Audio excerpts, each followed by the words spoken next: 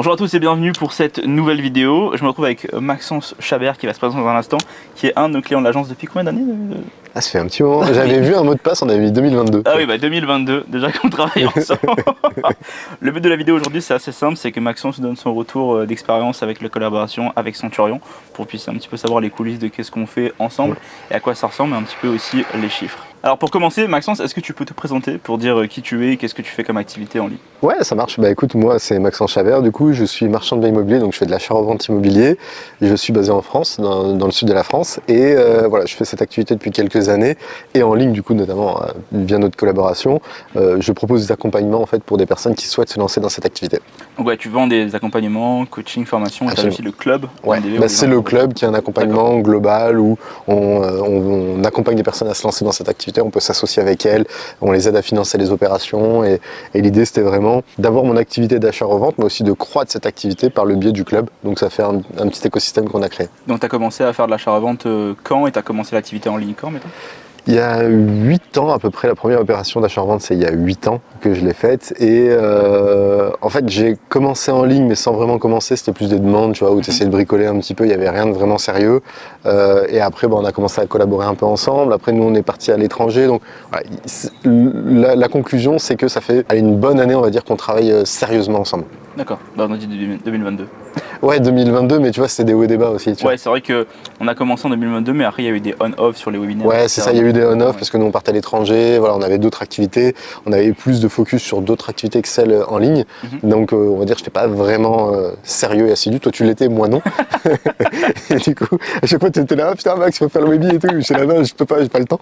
Et du coup là, ça fait vraiment un an que j'essaie d'être, enfin qu'on est sérieux du coup et qu'on croit. Un peu plus d'un an d'ailleurs. Donc toi, là au début, quand tu lances en ligne, tu étais tout seul? J'étais tout seul, c'est vraiment tout seul, j'ai essayé de taper sur YouTube, tu vois, comment faire ci, comment faire ça, système.io, tout ça, mais c'était pas mon métier, donc il y avait rien de vraiment sérieux derrière. Et t'étais monté jusqu'à combien, mettons, en CA, mettons, tu te rappelles, au début, avant qu'on intervienne? Difficile à dire, mais je devais être à 20-25 000 je pense par mois. Et tu faisais des webinaires dès le début? Ouais, j'ai un peu tout essayé, VSL, petit produit, grand produit, webinaire, challenge 2 jours, tu vois, tout seul et tout, mais on va dire, quand j'ai fait appel à toi, c'était vraiment webi, tu vois, on essayait de faire des webis, et on plafonnait assez rapidement parce que je maîtrisais pas les pubs, je maîtrisais pas l'acquisition de trafic, tout ça payant, donc voilà, tu vois, j'étais vite plafonné. Et toi, qu'est-ce qui t'a intéressé justement dans le choix des webis par rapport justement, il y a plein de gens qui font de la VSL, d'autres qui font du lead magnet, etc. Pourquoi toi le webi c'est ta formule que tu vas garder en fait? Bah parce que je pense que déjà c'est le positionnement au niveau de l'offre, on n'est pas cher, tu vois. Je pense qu'une VSL sur des produits jusqu'à 1000, 2000 c'est ok, nous on est plus cher. Donc on voulait quelque chose en ligne, en live aussi, parce que il y a toujours cette confiance qui s'instaure aussi avec les prospects. Donc on préférait du live, moi j'aime bien le live aussi, j'aime bien vendre en live, que vraiment une VSL et tu fais rien, tu vois. Parce que là, du coup, moi ce que j'aime bien avec le webi, c'est que ça va créer la relation de confiance. Exact. Quand les gens arrivent en appel de vente après, ils ont déjà vu 2 heures de Maxence qui raconte ouais, un truc sur l'achat-revente. C'est ça, absolument. C'est plus simple. Absolument. Bah, tu vois, quand il y a une VSL, il te faut au moins un R1, R2, peut-être R3 aussi. Donc tout ça, c'est du temps. Et finalement, tu peux les mutualiser, ce R1, R2, en webi. Donc c'est bien. Et je trouve aussi que tu as une émulation que tu n'arrives pas à créer au travers d'une VSL. VSL, c'est impersonnel. Le gars, il se connecte n'importe quand dans la journée, il la regarde et d'un coup, il t'a oublié. Là, c'est un rendez-vous. Tu participes, tu vois qu'il y a du monde aussi qui sont autour.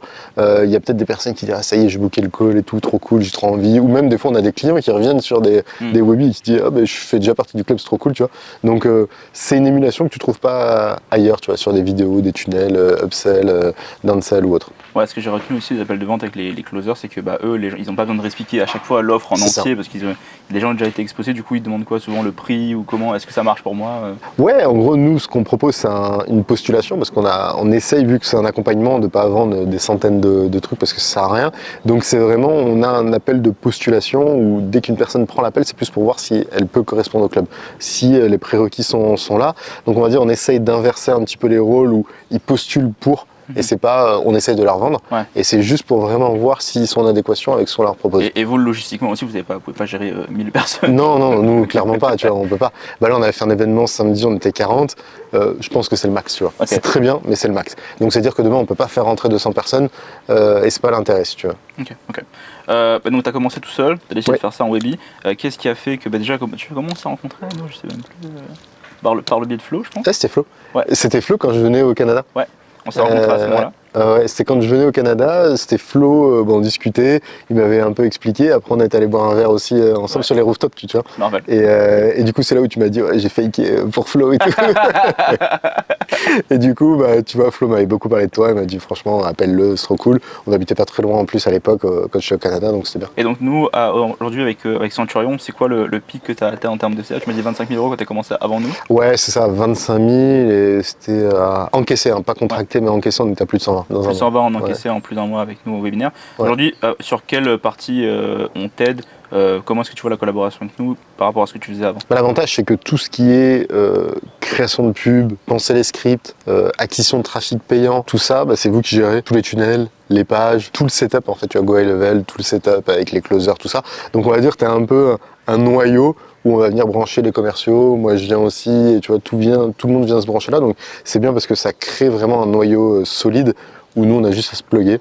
Et après, ça fonctionne. Donc, je sais qu'il y a des gens, ils ont des réticences avec les agences parce qu'ils ont un bloc qui gère tout, versus je sais qu'il y a des gens qui préfèrent gérer plusieurs personnes indépendantes. Toi, qu'est-ce que tu préfères là-dedans? bah moi en fait j'ai pas le temps de gérer toutes les personnes donc c'est clairement tu vois je me dis je suis pas forcément bon sur la gestion tu vois day to day d'aller voir sur le BM ce que le coût par lead est bon ou autre tu vois même toutes les métriques je les ai pas en tête donc déjà ça c'était bien meilleur que moi et t'as ton équipe pour ça et ouais je pense que j'ai pas le temps et c'est pas la valeur ajoutée je pense d'un infopreneur. Après ça dépend de ta vision, si ton objectif c'est de faire 10 000 balles tout seul, bah très bien, tu peux tout à fait, mais après si t'as pour ambition de grandir aussi ton activité, t'es obligé d'avoir un bras droit un peu comme toi sur cette pôle acquisition si tu veux. Ok. Et aujourd'hui, l'agence et notre collaboration, qu'est-ce que ça t'apporte en termes de... C'est quoi ta vision que tu as avec nous sur le scaling et sur quand tu as des idées aussi, est-ce qu'on arrive à les exécuter? Parce que sur le scaling, est-ce que tu arrives à, quand tu as des idées, est-ce qu'on arrive à les exécuter comme tu veux ou est-ce que tu sens que des fois tu as... Ouais, bah c'est cool parce que moi à chaque fois je te dis bah tiens vas-y viens on teste, on met plus de budget, on va faire un autre type d'event, on va faire un 5-day challenge ou un truc comme ça. À chaque fois t'es hyper, tu te dis bah let's go, tu vois, on y va, on t'analyse le truc, on prend les dates, on fait un calendrier tu vois prévisionnel tout ça, donc c'est hyper intéressant et à chaque fois tu vois que on en discute et c'est ça qui est cool aussi dans la collab, c'est que t'es pas borné genre juste à faire ça et tu dis bah tiens on peut tester ça, si ça fonctionne on va y aller, si ça fonctionne pas on aura testé et on est bon. Pareil pour les budgets pub, viens on essaie de scaler un petit peu le budget donc moi c'est ce que j'aime bien, c'est que t'es pas un prestat pour un prestat en disant bah achète du trafic et c'est tout, t'es vraiment là dans la strat aussi et on dit bah voilà on va essayer de réfléchir ça. Aujourd'hui on a tourné pas mal d'ads donc tu vois on est aussi dans donc c'est plutôt cool et tu vois on est aussi dans cette phase où c'est plus qu'un applicant, tu vois, quelqu'un qui juste tu le payes, il fait, tu vois. Ouais, non, je suis d'accord. C'est vrai qu'on parle beaucoup des côtés positifs, mais il y a des moments aussi où c'est des côtés un peu down dans le business, parce que par exemple, quand des fois on lance des challenges où il y avait des stats qui étaient basses, je sais que nous, notre on va dire garantie dans l'agence, c'est qu'on essaie de fixer le problème quand il arrive. On a toujours une malédiction avec nos challenges, c'est que chaque fois nos pages elles sont basses, par alors rapport que au les webby, c'est fou. L'URL change, ça remonte à 20%. Ah, c'est dingue. Mais je pense que ce que j'aime bien avec toi, c'est que tu es très compréhensif sur les problématiques et je pense que on est à l'écoute, on s'entend très bien sur le fait que il y a un problème et on va essayer de le fixer. C'est ça. Et puis quand je te demande des trucs, t'écoutes et puis tu fais les choses correctement. Donc ça c'est ça que c'est une des meilleures collaborations qu'on a dans l'agence en début, tant mieux. parce que c'est très compréhensible de chaque côté. Et ce que j'allais dire par rapport à ça, c'est que sur les budgets et tout, comme tu disais, en fait, quand toi tu nous donnes une idée, nous comment on le fait, c'est qu'on analyse l'idée dans le spectre des possibilités de l'agence en disant ok, si c'est pertinent ou pas. Pour faire ça, il faut qu'on fasse ça. Alors je disais ok, on peut faire ça. Si on scale le budget là, je suis pas sûr. La dernière fois, on est en autonomie quand même dans l'agence, dans le sens où Max me dit ok, sur un challenge on met 20K d'ads. Mais quand je vois que les stats sont pas bonnes, je dis on va pas dépenser 20K, on va dépenser 10 parce que si on crame de l'argent pour rien, ça va pas être rentable, tu vois. Et toi, comment est-ce que la position d'autonomie qu'on a nous, est-ce que ça reste intéressant pour toi? Je pense que j'ai la réponse, mais comment est-ce que tu vois en fait le fait que quand tu me dis mets 20K en ads mais qu'on peut pas le faire à cause des stats, comment tu vois ce... en fait je pense qu'à partir du moment où tu as une bonne explication, tu vois, il faut pas être bête. Si tu me dis ça sert à rien parce que tu as cramé ton oseille, je vais pas le faire, tu vois. Ce que j'aime bien aussi avec toi, c'est que c'est un reporting précis. Si tu dis voilà pourquoi j'ai décidé de prendre telle décision et voilà les actions correctives qu'on peut faire pour essayer d'améliorer un petit peu le CPL ou tout ça. Donc c'est ce qui est intéressant aussi, c'est que c'est pas simplement j'ai décidé de faire ça, donc tu dis ok, amen et terminé. Tu vois, c'est plutôt voilà, je pense qu'il était mieux de faire ça et du coup c'est pour ça qu'on a fait ça. Et moi, comme je t'ai dit, c'est ok, tu vois. Et après on apprend aussi, on fixe les problèmes et une fois qu'ils sont fixés, on fera un En fait, c'est vraiment, tu vois, c'est un peu comme tout, mais il faut vraiment voir ça sur du long terme. Et je pense que le pire truc, c'est de prendre une décision tout de suite, tu vois. Ouais. Ça marche pas maintenant, allez, on arrête tout, tu vois. Non, c'est ok, qu'est-ce qu'on peut corriger pour que ça soit encore mieux pour le prochain. Et c'est surtout que je t'avais pas aidé sur le challenge où je t'ai dit, ah tiens, vas-y, on peut se faire un challenge en 2 semaines. T'étais là, les pubs, c'est un peu le truc où tu disais, ok, bon bah Max, il faut que tu sortes les pubs dans 2 jours, quoi. J'étais là, ok, bon, vas-y, on va faire. Alors on essaie de faire du mieux qu'on peut. Ouais, c'est ça. Dans les délais qui sont impartis.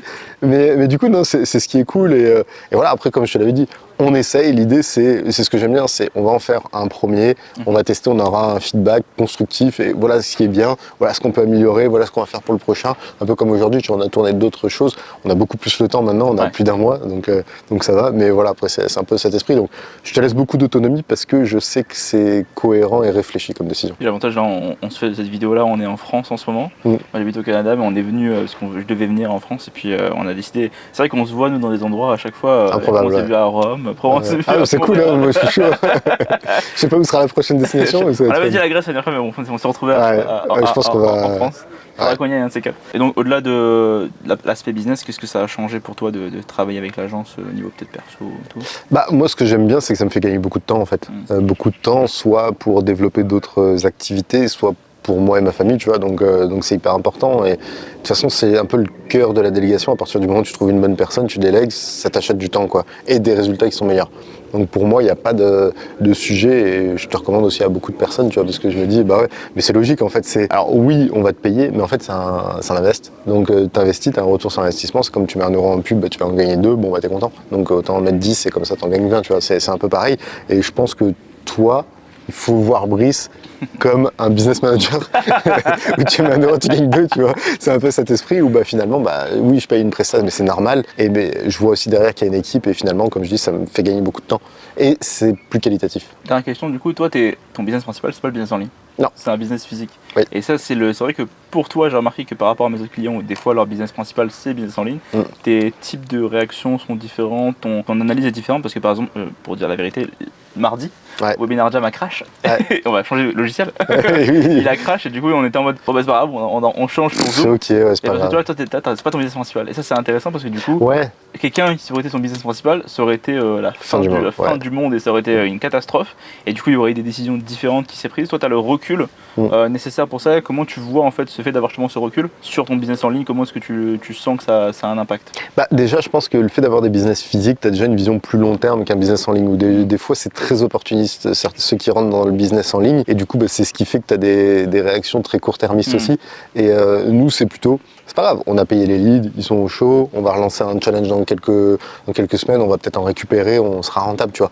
Donc, je le vois plutôt comme ça, où je me dis, c'est pas grave, de toute façon personne n'y pouvait, à part Webinar Jam et c'est leur serveur, tu vois, donc c'est relou. Mais toujours pareil, on analyse la problématique, on va passer sur Zoom, Zoom Webinar. On est là dans l'urgence, on envoie un mail de rappel. Voilà, c'est ça, t'envoies un mail, t'as quand même des calls qui sont pris, tu dis, bah allez, tu fais de vente, t'as renta le truc. En fait, tu te dis, comme t'as dit, je suis pas stressé parce que c'est pas ça qui va me faire manger demain, tu vois. Donc c'est plutôt le truc qui va permettre d'alimenter un écosystème et que si t'es pas rentable tout de suite, c'est pas trop grave, même si on est finalement rentable à tous les webis. Parce que l'avantage, c'est que bah, on fait 2 ventes, à partir de la 2e, on est déjà rentable, tu vois. Non, c'est cool, hein. Franchement, moi les profils comme ça qui ont des business autres que les trucs en ligne, c'est les meilleurs parce qu'ils ont vraiment un recul sur leur action. Ok, s'il y avait de derniers points, tu peux en rajouter, sinon je peux terminer la vidéo.